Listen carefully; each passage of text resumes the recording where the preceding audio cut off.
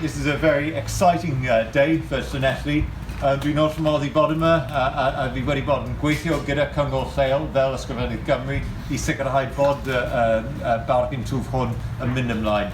I'd simply like to say it's been an honour to be here this morning and to be shown around, and I very much look forward to coming back in the future and seeing the completed project. Diolch yn fawr iawn I pawb. Thank you. Pentre Awel yn cael effaith economaidd sylweddol ar y gwelir y bydd yn creu dros 1,800 o swyddi mewn sawl sector, gan ysgogi arloesedd mewn gwyddorau bywyd, iechyd a llesiant, gan gynnwys technolegau byw a chymorth I geisio helpu pobl I fyw annibynnol am gyfnod hirach. Rydym yn rhagweld y bydd gennym tua 60 o gyfleoedd dysgu ar y safle, ac rydym yn gweithio gyda'n partneriaid I nodi meysydd lle mae pryder sgiliau. Dyma'r dyfodol. In summary, this development is like no other. It has the presence of the University Health Board, both in terms of clinical delivery and research.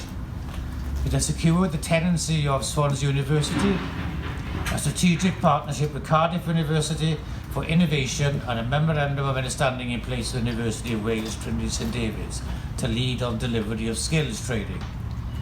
It has Delta Wellbeing's market access and technological development, and also the potential of a living laboratory associated with 400 units of assisted living. There is more, and the potential possibilities are endless.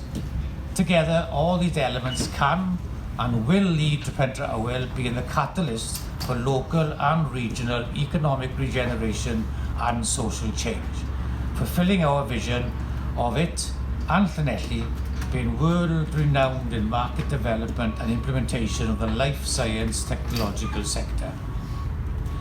Turning that vision into reality starts in earnest today.